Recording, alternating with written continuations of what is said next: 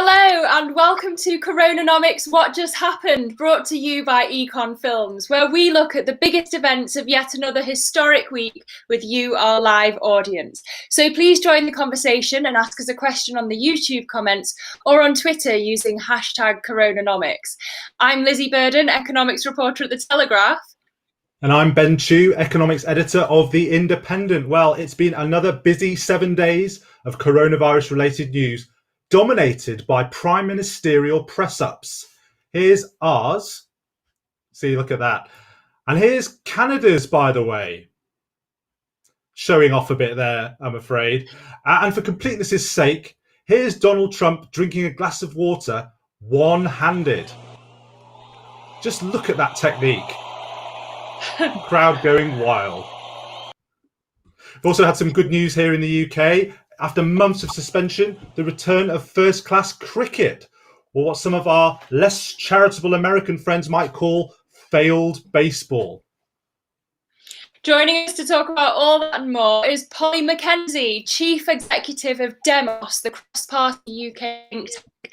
He was also Director of Policy to the Deputy Prime Minister Nick Clegg from 2010 to 2015. We're also joined by Paul Winfree, Director of Economic Policy at the Heritage Foundation think tank in the US, and former White House Deputy Director of Domestic Policy and Director of Budget Policy. Paul, Polly, welcome to you both. Thanks for having me. Thanks so much. It's great to have you on. Now, in the next half hour or so, we're going to be picking our moments of the week, but we're also letting you, our audience, pick yours as well. And we're going to discuss what you choose at the end of the show. So what we've chosen this week is a choice of three things, three news items which might or might not show how far down the road to normality we are getting here in the UK. And the first one is Liverpool Football Club winning the Premier League title for the first time in 30 years, obviously in front of no people for obvious reasons. The second choice was your moment of the week, virtual Glastonbury. Obviously, it would have happened last weekend, but instead everyone's been sort of reliving it online in repeats. Was that your moment of the week? Third choice, as I mentioned before, the return of cricket. So vote on our hashtag, our Twitter address, which is @CoronaNomicsTV. Go online, cast your vote, and we will discuss what you choose at the end of the programme. And also, if you have any questions you'd like to put to our guests, please do get in touch on Twitter using the hashtag CoronaNomics. Now, as I mentioned, on to our moments of the week. Polly, do you want to give us yours first? What have you chosen? So for me, the moment was Boris Johnson standing in front of yet another podium with a slogan on it. Only this one said, "Build, build, build."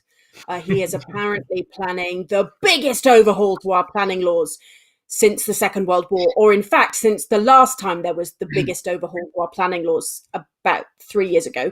And before that, of course, a Prime Minister said exactly the same thing. And once again, he said he's going to abolish environmental regulations that protect newts at the expense of new housing, which is one of those things. It's like the bendy bananas. It's a sort of perfect thing held up as we hate regulation. It's not really clear that newts get in the way of development that often. Nevertheless, they are the pariah of house builders. And apparently he's going to build his way out of this crisis.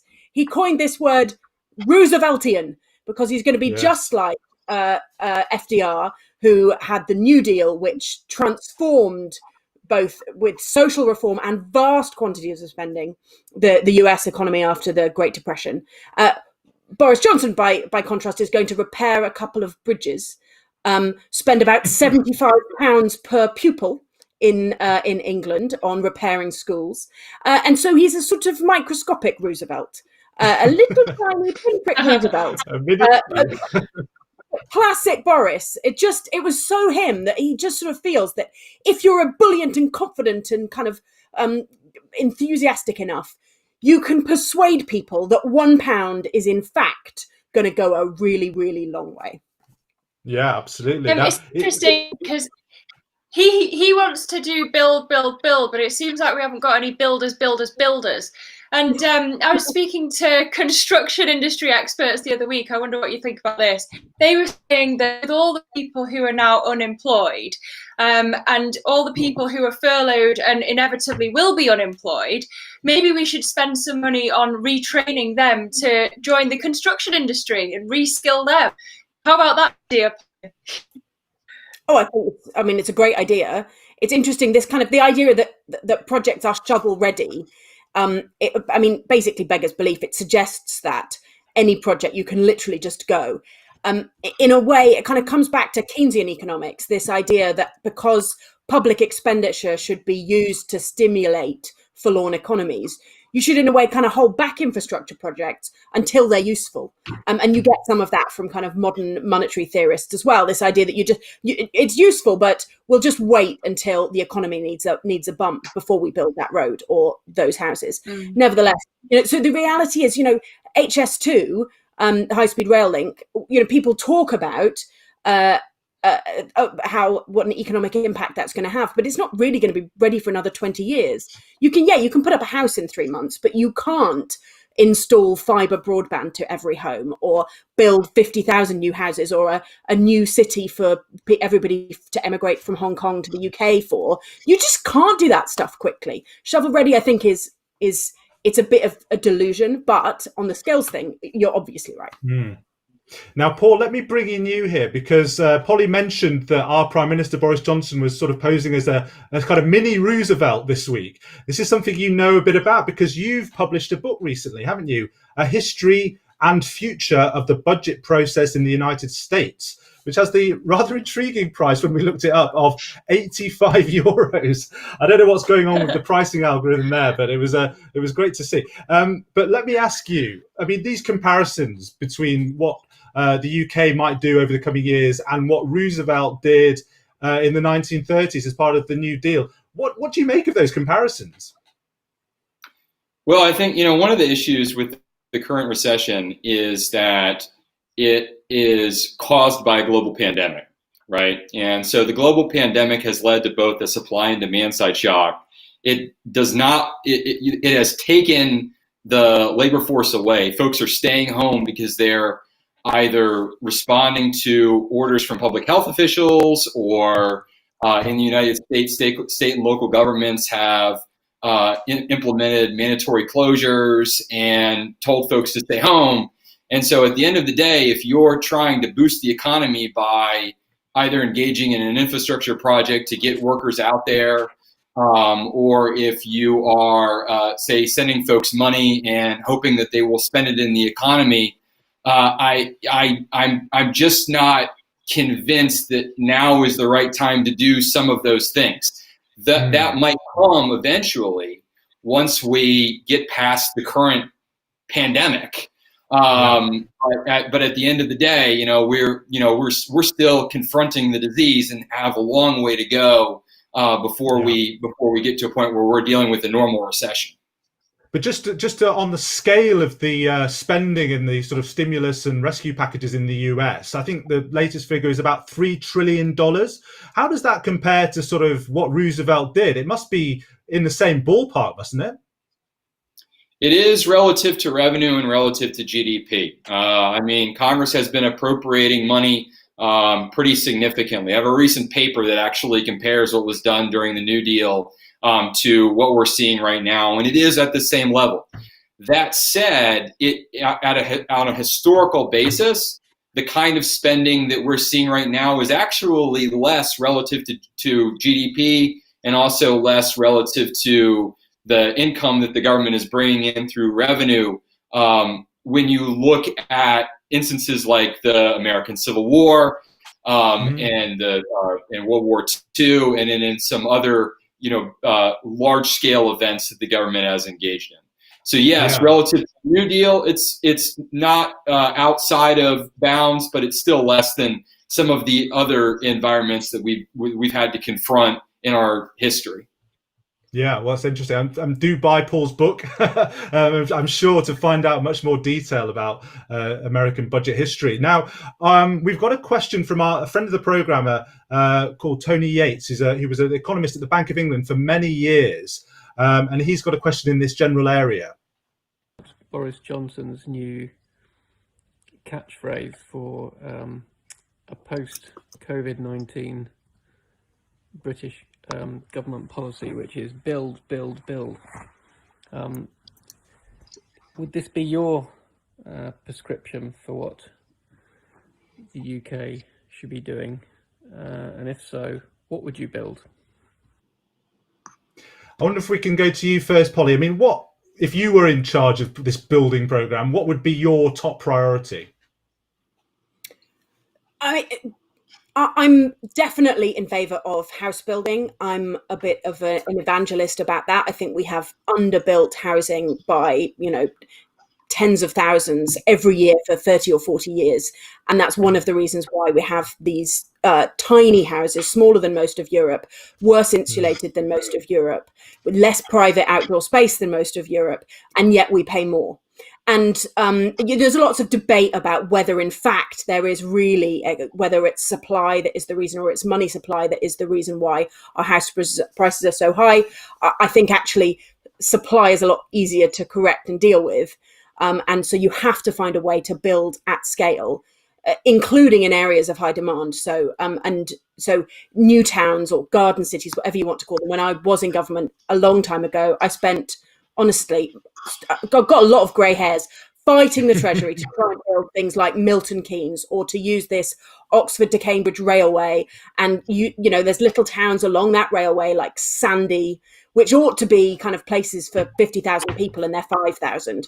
All of that to kind of capitalise on our economic development, instead of going, oh, we've run out of space, let's just close down immigration and allow our economy to dwindle. So I'm a massive, massive fan of house building, and I think if there's a price correction to our kind of delusion that our houses are our investments, then we just have to suck that up. But I'm not a politician, so I can say that. I think, though, the question of infrastructure investment goes beyond, obviously, houses. It's about roads and railways. It's about decarbonisation infrastructure. And then also we have to recognise that the economies of the future are much more dependent on intellectual capital, on human capital. And so we have to, as Lizzie was saying, actually, think about using this as an opportunity to invest heavily, heavily in skills. There are economies that industries that are on the decline, whether that's, oil, for example, that are going to have to be, we have to redeploy people. And if there's going to be this huge period of unemployment, that's going to be really traumatic for people. Much better to deploy them on training and reskilling as much as we can. Yeah, absolutely. Now, let me put that to you then, Paul. I mean, do you think that what America needs is build, build, build, or are you a bit more skeptical that the infrastructure is the sort of the magic solution over in the States? I'm skeptical that infrastructure is the magical solution in the short run. That said, I think that the infrastructure question in the US is probably even easier to answer than it is in the UK. We have lots of failing infrastructure that needs to be taken care of, public infrastructure. We've got lots of bridges that need to be built in different places and recast. We have lots of roads that need to be repaved. One of the major problems in the U.S. that we are experiencing in real time right now, based on the pandemic, that it would be hard to fix while we're in the midst of a pandemic, is the fact that not everybody has broadband access. Not everyone has internet access.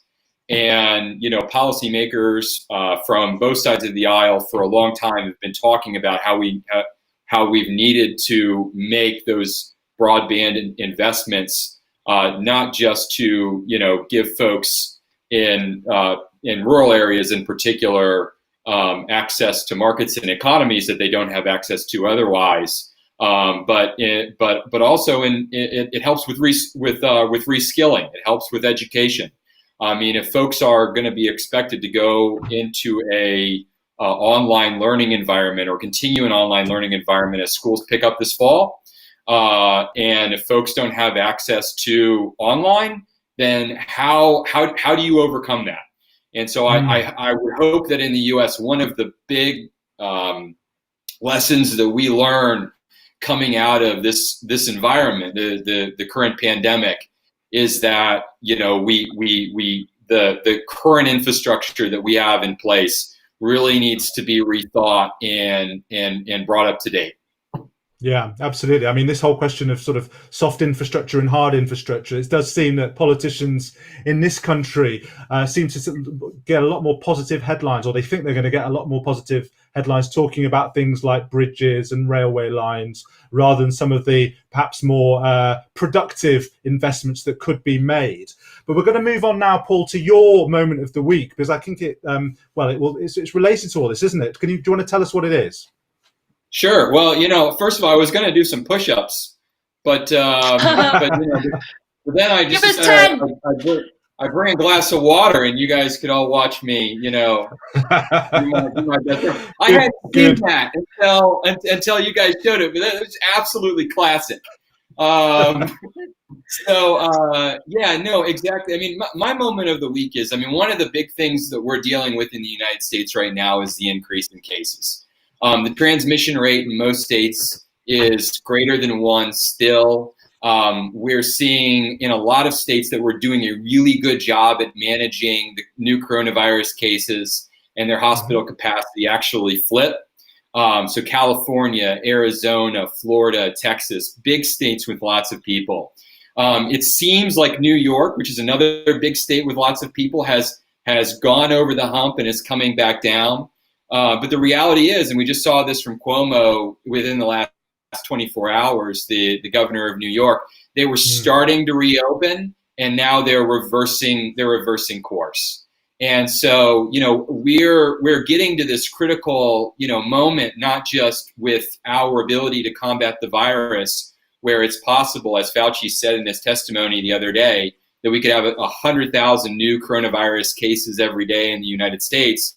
But we're also getting to this critical point within regards to how businesses, especially the small and medium-sized businesses that don't have access to the same kinds of capital markets that the big guys have access to, are going to be able to weather this storm.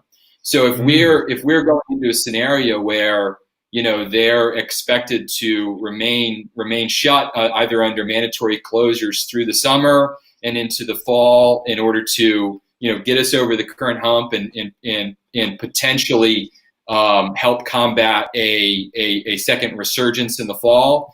We could very quickly transition from a recession to a depression. And so in the U.S. just had some jobs numbers that were released this morning. Everybody's really, I think, optimistic about those jobs numbers. I think there are reasons to be optimistic about those jobs numbers, but we should be really, really reluctant in how much weight we put behind those things, because at the end of the day, we could be facing a depression as we enter the fall. Yeah, indeed. Well, a very frightening thought indeed. And, we in the UK context as well, we've had a resurgence in the city of Leicester this week. They had to lock down Leicester because of a spike in cases. And we've actually got a live question from a couple of our viewers in Leicester, Tom and Caroline Price. Hello, Tom and Caroline. How are you? Not too bad, thank you. Hopefully we're both COVID-free at the moment. I'm very glad to hear it. Thank you so much for joining us. Do you want to give us your question for our panel? Yes. Given that local lockdowns may become more frequent, do you feel that the government needs to potentially extend the furlough scheme or create a temporary furlough scheme for areas in local lockdowns? Great. Now, let's put that to Polly first of all, I think. The furlough scheme is officially shut to new applicants, and it's winding down. If we are going to have local lockdowns, isn't it incumbent on the Chancellor, Rishi Sunak, and the government in general to actually rethink that decision? Don't people deserve to have their wages covered if they're forced to not work? I mean, the simple answer is yes, of course. But of course, as well, it's really complicated. And, the government pulled together this scheme in principle in a few days, in delivery in 6 weeks. The Treasury does not work at that speed. It was phenomenal. And when you're doing a big national scheme, big chunks, everybody's eligible for this, that, And they still ended up missing out probably about 3 million people who, whether they are self-employed but only started being self-employed too late, or people who switched jobs just before furlough, lots of people got left out. And so absolutely, we should try and work out how we can get a more complex system as we come out of this, but recognizing that it's, working out who exactly lives in Leicester and who exactly works in Leicester, because the tax collectors don't have that information. They know where my office is registered and where my payroll is processed, but exactly where I work, who does it apply to? The people who live in Leicester, or the people who would like to commute into Leicester to do their job and no longer can? It's incredibly difficult. I think the government is assuming they'll be able to rely on sick pay instead, but sick pay puts the cost burden onto the employer, which I think is too much to bear. That has been changed during COVID so that you can reclaim some of those sick pay costs. That may be an answer, but even then, the government hasn't been clear about allowing people like parents whose kids can't go to school to be able to demand to be furloughed or put on sick leave. I completely understand how hard it is to design a system that applies for all circumstances, but they've got to keep listening. And if there's going to be this whack-a-mole strategy for people like in Leicester, you can't whack the economy of Leicester again, especially just after it's recovering from the first hit. I mean, this has been a question since the beginning of the virus. Would we have to have local lockdowns? I feel like when we look at America, it's much easier there to do things locally because it's so massive and states already have their own laws. Paul, I wonder what you think about this, where when you're looking at tiny Britain by comparison, is it feasible to do these local lockdowns, and how do they do it in the US? Well, that's a good question. Look, the answer is not as easy as you make it sound. I mean, the reality is that we've got lots of different states and lots of different local governments that are essentially managing the crisis with resources from the federal level. And the reality is that each of those states and local governments is trying to evaluate the situation on the ground. They're trying to work with their business owners. They're trying to work with, the citizens, the schools, and everybody else. But at the end of the day, we're also extremely connected. Okay, so I live outside of Washington, D.C. Last week, I went down to North Carolina.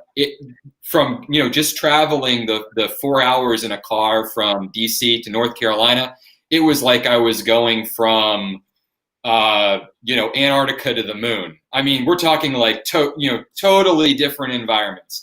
When I walk around my neighborhood, I live in a hot spot for COVID. So like everybody's wearing masks, everybody's social distancing, everybody's taking this very seriously. I go to North Carolina, nobody's wearing masks, no one's social distancing. It's as if there is no pandemic going on.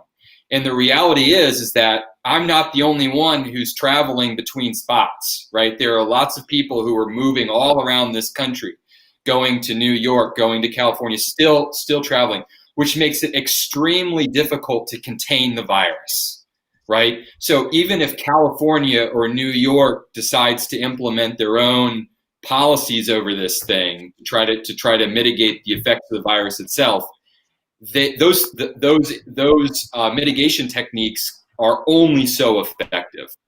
At the federal level, I think that one of the good things that Congress has done that sounds an awful lot like the furlough program that you're talking about is they have tried to subsidize businesses that have had to shut down because of COVID, whether or not the local government was telling them to shut down or whether or not they had to shut down just because the demand for their goods or services dried up. Like they let the businesses make that decision, and then the money ran through the bankers. So basically they said, hey, go to your local bank and you will get one of these forgivable loans as long as you're applying through the specific program.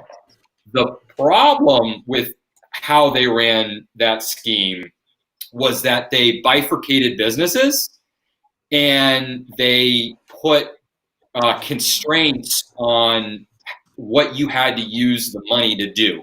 So you had to use the money for payroll and not for rent.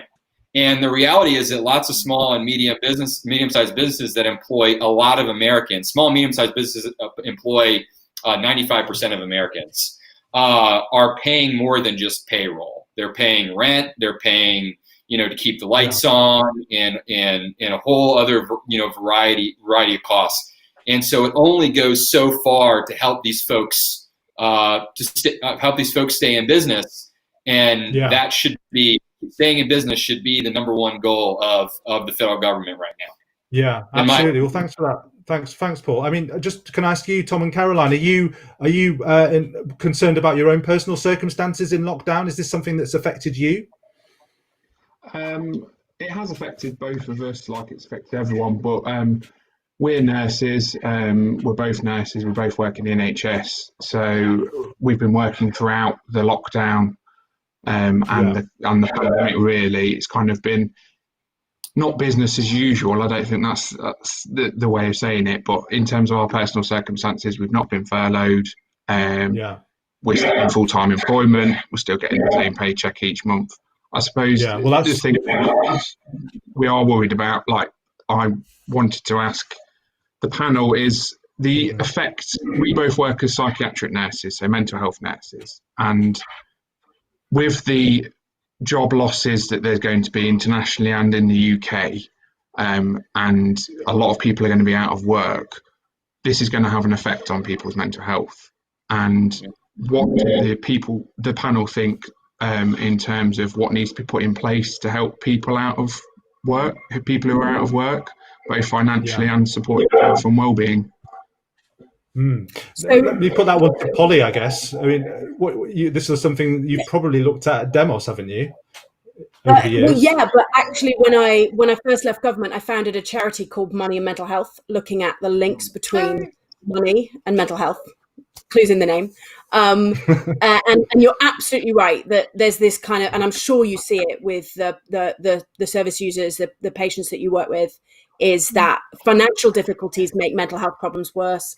Mental health problems make financial problems worse. And so you just get locked in this cycle that you can't escape, because it's really hard to build your way out of debt in the best of times, let alone when you're also struggling with depression or anxiety or hallucinations or whatever it might be. So, and there's no question that this pandemic has affected kind of everybody's mental health.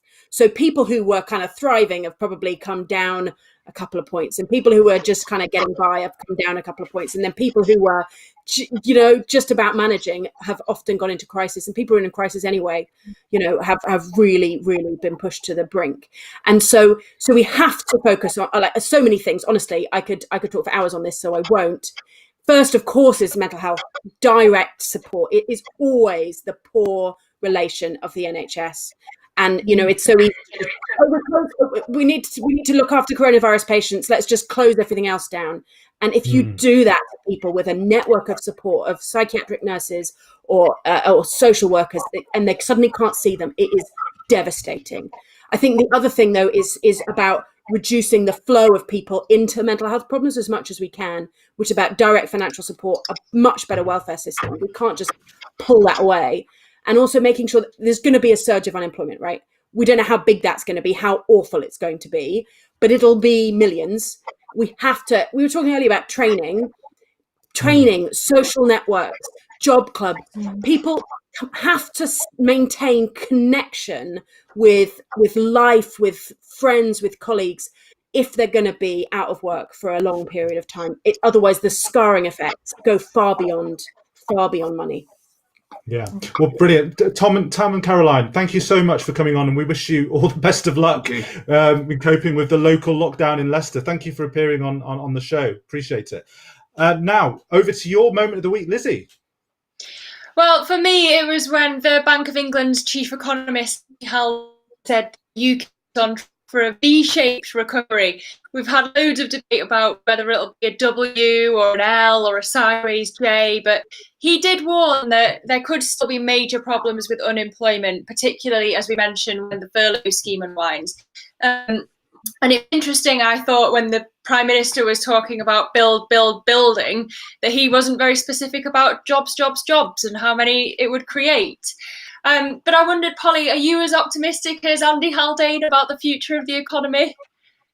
Well, I mean, first of all, I'm quite cautious with my arts degree at criticising Andy Haldane about his economics capabilities. Nevertheless, I guess we have to remember the lockdown in our hearts, right? In that, actually activity dropped in most countries before governments intervened to lock down. And so we can release things. And lots of people, that we're having this super Saturday on Saturday where we can all go to the pub, or my kids are excited about going to the playground. And lots of people will do that, but lots of people won't. And how do you build people's confidence to go out and spend, to go to a harvester and use shared utensils, when they haven't wanted to do that? Older people who are kind of backbone of spending in our economy, in tourism, in leisure, in the arts and creative sectors, older people are going to be more cautious. And so that's my fear really about a V-shaped recovery, is how do you get that when there's going to be this missing chunk of people who don't want to participate? And unless we actually get the virus properly suppressed and out of the system, you can't tackle that kind of confidence gap. And that, that's why the numbers from the US are so frightening. Mm-hmm. Well, Paul, another theory that I've heard is that because it costs less to invest in machinery than it does to invest in humans, because now we've got to put in all these social distancing measures, the crisis is actually going to be a big opportunity for automation and productivity, which we know has been a crisis for ages, is going to recover, which we've needed for the last decade. What do you think about that? Is that one of the little positives we could have in this Andy Haldane's V-shaped recovery? Well, yeah, I mean, look, I'm like Polly. I am going to caution my comments. I'm an economist. However, if any economist who thinks that they know what the recovery looks like is lying to you. Okay, it's just, we just don't know. And to your comment specifically, yeah, I mean, that was one of the effects that we actually saw happen coming out of the 1918 flu pandemic. We saw more investments in labor-saving technologies. At the same time, prior to this pandemic in the United States, business investment, or the growth in business investment, was anemic. Okay, even though we've been cutting corporate tax rates. Okay, so the situation that we had prior to going into this wasn't great. The system, the economy, was probably sick in some capacity. The other thing is that we have seen for a long period of time interest rates on safe assets fall. And it seems that coming out of this pandemic, interest rates on safe assets will continue to fall, which again doesn't bode well for investment schemes, right? It bodes well for government debt. The government's a big winner coming out of this potentially. But it doesn't bode well for investments that we ultimately want to make. The other big thing that's important to consider here, and I'm less familiar with the UK situation than I am the US situation. However, one of the reasons that I keep coming back to why it's so important that businesses stay open, and that it's so important that people stay connected to the labor market in some capacity, is that once people become separated from work, it takes time for them to get back, right? There's a search cost. It takes time for businesses to go out and hire. It takes time for people to, go out and find a new job once the economy improves. And so economists that have studied economic recoveries have found that no matter how deep the recovery, the recovery process has a speed limit. Like it just doesn't come back tomorrow. And so the longer that we remain shut down because of the pandemic, and I think, again, rightly so in some capacities, and in this case, good public health policy is also good economic policy in the long run. The longer the process for recovery is going to be. So I'm incredibly skeptical. I know why politicians are out there saying we're going to have a V-shaped recovery, because they want to give confidence to the markets. They want to give confidence to people to go out and get back to their lives. But I think Polly's exactly right. I mean, until people are confident that the pandemic that the coronavirus is suppressed, it may be until we have a vaccine, a viable vaccine that's out there. We're not, like, life's not going to return back to normal, and until that happens, we're not talking about a full recovery. So I'm not in the V-shaped camp. I would bet against a V-shape at this point. Oh dear, no optimism today. Well, don't forget, if there's still time for you to vote for your moment of the week on Twitter. And if you've got a question, you can ask away on the YouTube comments or on Twitter using hashtag CoronaNomics. Now, Ben, it's your turn. What was your moment of the week? Well, Lizzie, my moment of the week was when it was emerged that the US government had basically bought up all the stocks of this COVID-19 drug called remdesivir. And really this is important, I think, because it kind of crystallized a lot of the fears about the ability of the world to coordinate the production and distribution of these vital medicines for treating this terrible disease. It's significant as well because I think this bodes really badly for the moment, as Paul was saying, until we get a vaccine. When we do get a vaccine, and we've been talking about a lot on these CoronaNomics programs, it's vital that it is distributed as widely as possible around the world, as efficiently as possible. This kind of stockpiling by governments, which has sort of put their country first, their people first, I think that's really dangerous. And I think the fact that it's happening as people feared, I think that is quite a moment. But I want to ask you, Paul, on this. I mean, if you've worked in the White House under the Trump administration, what would you be saying to the president as he makes these decisions, as the administration makes these kind of decisions about stockpiling medicines? What would your advice be about how to handle it? Well, I agree with you. I think that it's a dangerous precedent to set. I think it's a dangerous precedent. We saw the exact same thing happening on PPE at the state level. We saw states stockpiling PPE and essentially pricing out other states. We saw states banding together to buy in bulk PPE to essentially to basically corner the market or price out other poorer states. That I don't think can happen. And the reality is that in one of the other hats that I wear is I'm the chair of the board for the Fulbright Foreign Scholarship Program. We're in 160 countries. We provide 8,000 grants a year. About 4,000 of those grants are Americans going abroad. About 4,000 of those are folks not from America who are coming to the United States as scholars and students. And one of the conversations that we've been having amongst ourselves within regards to the management of that program is the fact that, even if we are able to suppress the virus via vaccine or other means in the United States, Canada, Mexico, UK, Western Europe, until we get it out there into South America, into Africa, into Asia, all over the world, we're going to be dealing with the effects of this for an extended period of time, just based on how interconnected we have become, both as an economy and as a society, as a culture. Yeah. And I personally don't want to,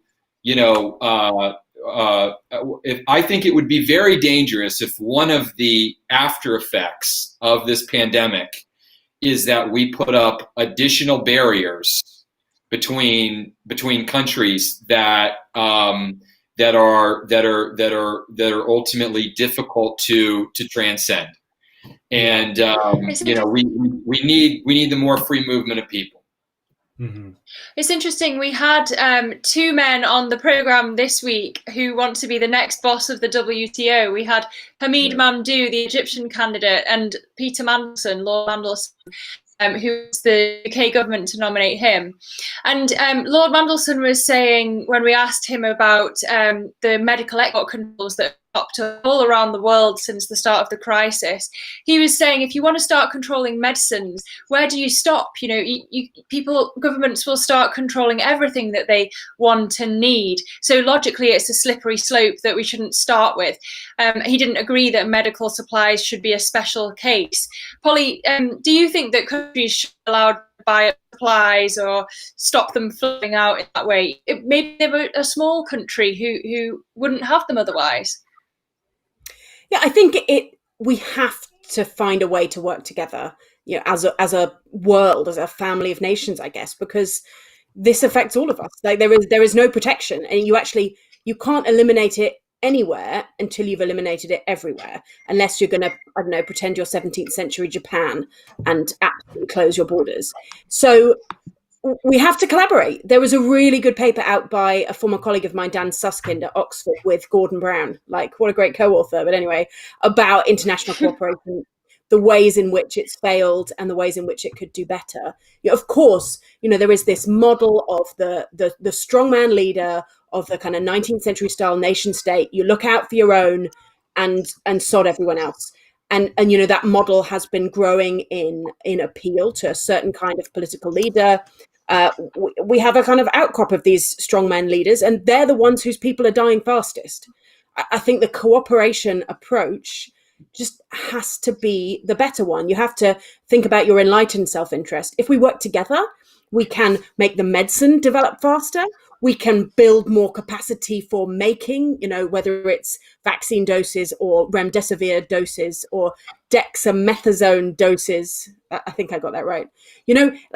We can do so much better. And actually, the inspiration here, is it dexamethasone? Sounds right. Is Bill Gates saying, right, I'm going to get hydrocortisone. Yeah, that's super good, right? Vitamin D, apparently. Zinc. And then you spray bleach on your lungs, and then you're fine. That's honest, I got sucked into an anti-vax Twitter thread last night, and it's really screwed with my brain.